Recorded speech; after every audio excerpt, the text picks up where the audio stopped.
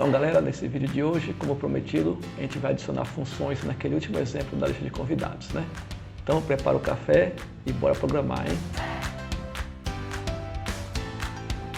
Então pessoal, para esse vídeo de hoje, a gente vai voltar a utilizar aquele programa que a gente fez da lista de convidados. Eu já tenho ele salvo aqui no meu computador.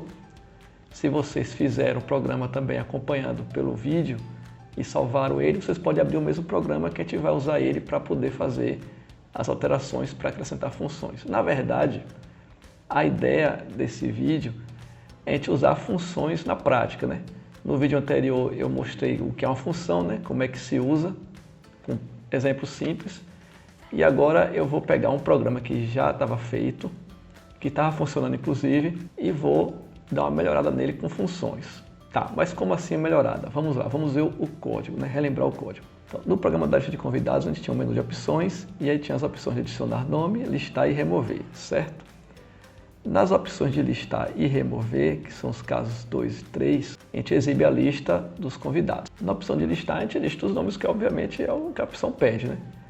Mas na opção 3, que era para remover, a gente lista os nomes, porque foi a abordagem que a gente usou no programa, né? Listar os nomes com os números de cada nome para facilitar na hora de remover aquele convidado. Então o usuário só precisaria digitar o número do convidado que ele quer remover. O problema é que nos dois casos, ó, a gente repete esse trecho de código que tem o para listar os convidados. Tá, qual o problema disso aí? Nesse caso é um código pequeno, o problema não é muito grande. Mas imagine que você quer fazer uma alteração no seu programa para, ao invés de 100 convidados, ter 200 convidados, por exemplo. Ou então você quer mudar a forma de exibir a lista de convidados. Eu estou usando a lista como o número, 2 pontos e o nome. Eu quero botar centralizar os nomes, ou então colocar algum símbolo antes do nome para poder fazer uma questão de estética, né? Mudar a estética da apresentação. Você teria que mudar os dois códigos, certo? Se fosse o caso de você ter outras opções que também precisassem exibir a lista de convidados, você teria que fazer as alterações sempre em todas as opções onde a lista de convidados aparece. Então a gente pode facilitar essas coisas, a gente pode melhorar esse código com o uso de funções. Como assim? Veja só. Primeiro, eu tenho aqui a função início, né? A função início é justamente onde começa o nosso programa. Eu nunca tinha mencionado isso antes, porque eu estava esperando justamente a gente aprender sobre funções. Então a função início é uma função obrigatória, que é onde o programa começa. Quando a gente dá o play aqui no Portugal Studio, na prática o Portugal Studio está executando a função início. Então vamos aqui no final da função início, acrescentar uma função que eu vou chamar de mostra lista. Tá. Essa vai ser a função que vai mostrar a lista dos convidados no meu programa. Essa função vai receber um parâmetro, que é o que? A lista de convidados. A lista de convidados aqui está representada como um vetor, certo? Eu criei aqui um vetor de cadeia chamado lista com 100 posições. Então, na minha listagem de parâmetros aqui da função, eu tenho que acrescentar cadeia lista. E também tem que ser um vetor. Porém, na função, eu não preciso nem devo indicar o tamanho do vetor. Lista aqui. A ideia é que ele funcione com vetores de vários tamanhos. Por enquanto, a gente vai fazer com vetor fixo de 100 posições, mas de qualquer forma, a gente tem que declarar o vetor sem indicar a quantidade de elementos que vão estar presentes dele. E aqui eu posso simplesmente, eu vou copiar esse trecho de código e colocar aqui embaixo. Por quê? Porque é justamente isso que a função vai fazer, né? Deixa eu dar um ajuste. Tá. Eu tenho aqui o para, i é igual a 0, i menor que 100, que é o tamanho da lista, e se o elemento da lista não for vazio, ele vai escrever na tela. Beleza, eu tenho que aqui declarar a variável i. Por que eu tenho que declarar a variável i aqui de novo? Porque essa variável i, que eu estou usando aqui nesse para, foi declarada aqui, na linha 4. Só que aqui eu estou dentro do escopo da função início. E um detalhe sobre funções. Se você cria uma variável dentro do escopo de uma função, aquela variável só existe naquele escopo, certo?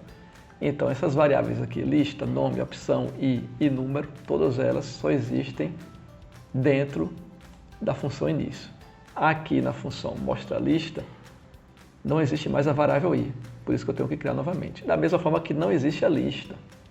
Por isso que eu estou aqui indicando que a lista vai ser passada por parâmetro da função. A gente já viu como é que passa parâmetros de função, a gente vai usar isso lá em cima quando for a hora de exibir a lista. Criei a variável i, tipo inteiro, ok. Eu vou aproveitar, vou trazer esses dois escrevas, deixar aqui dentro, lista de convidados e o fim da lista. Trazer os dois aqui para dentro. Pronto, então aqui a função está pronta, né? Mostra a lista, vai receber a lista como parâmetro, tem um inteiro i, vai escrever na tela a lista de convidados, quer dizer, vai escrever na tela o texto lista de convidados, vai usar o para iterar em cima da lista, escrevendo os elementos que estão na lista e no final vai escrever fim da lista. Beleza. Agora que eu tenho a minha função lista, eu não preciso mais fazer esse para aqui nos casos 2 e 3. Então o que é que eu vou fazer? Como a função lista já apresenta aqui a frase lista de convidados e também o fim da lista, eu posso apagar isso aqui do caso 2, certo? E vou apagar também o para.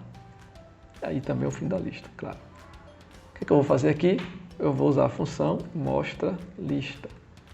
E passo como parâmetro a minha lista de convidados, que é na verdade o vetor onde estão sendo armazenados os nomes.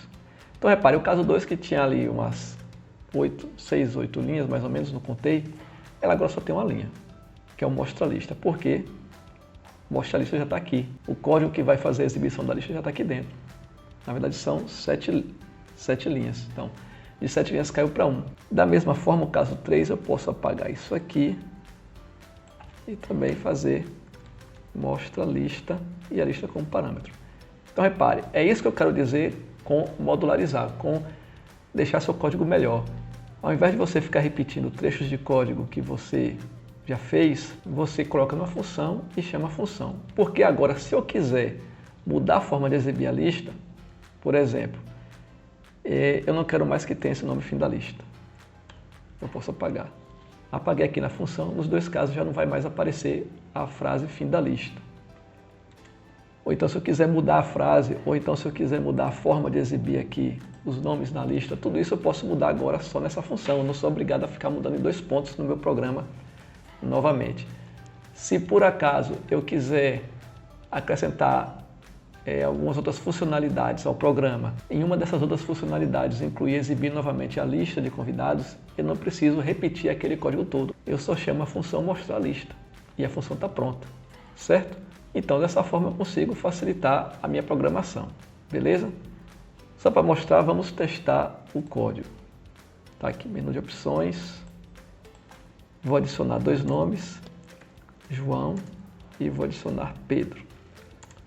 Se eu usar a opção 2 e listar os nomes, tá lá, João e Pedro, certo? Se eu usar 3 para remover o nome, vai estar novamente João Pedro. Eu vou remover João, que é a opção 0, e vou listar novamente. Tá lá só Pedro. Então, a função funcionou. Ela está exibindo a lista normalmente. Correto? Então, é esse tipo de situação onde a gente pode usar funções. Esse aqui foi um exemplo bem simples, um exemplo pequeno, mas à medida que você for criando programas maiores, você vai entender que quanto mais cresce seu programa, é mais interessante deixar ele mais legível e mais simples, de forma que para você dar a manutenção nele fica mais fácil. Quando você usa funções para dividir seu programa em partes, né, que é o que a gente chama de modularizar, você facilita a sua vida quanto a isso aí. Porque aí lá na frente, quando você quiser mudar alguma parte do seu programa, se essa parte estiver em uma função, basta você ir naquela função e fazer a alteração que você quer. Que aí em todas as partes do programa onde aquela função é utilizada, serão atualizadas com a mudança que você fez no seu código. Beleza? Então esse vídeo fica por aqui. Foi só uma aplicação prática das funções de um programa que a gente já fez. E o próximo vídeo que eu vou trazer para vocês, eu vou demonstrar como nós podemos gravar esses dados em arquivos no computador, de forma que quando você fechar o programa e abrir de novo, você não perca as informações que salvou. Então, bons estudos para vocês. Com o que nós vimos até aqui de entrada, saída, variável, laço de repetição, condicionais, vetores, matrizes e funções, já é possível vocês fazerem alguns programinhas simples, mas funcionais. Como a gente viu aqui, a gente fez uma lista de convidados, a gente fez um programa para reserva de cadeiras, né, no teatro. Até aqui você já tem um conhecimento suficiente em Portugal para poder fazer alguns programas úteis para o dia a dia de vocês. Beleza? Então, Até a próxima.